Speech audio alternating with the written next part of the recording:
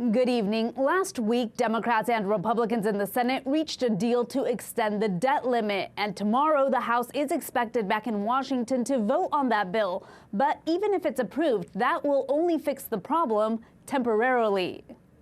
It would be a catastrophe. The consequences of not raising the country's debt limit could be disastrous. 50 million Americans who receive Social Security payments would be put at risk.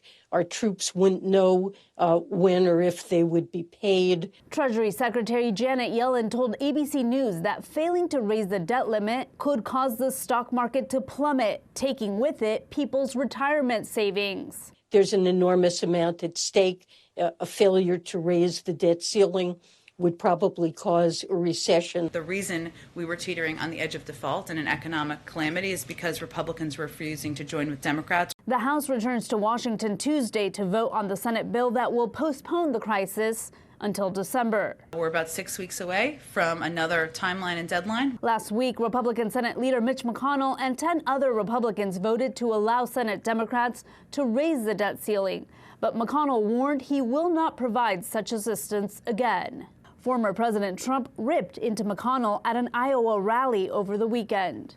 They approved it, and they should be ashamed of themselves. Trump says Republicans should have risked the financial crisis to force Democrats to kill President Biden's $3.5 trillion budget plan.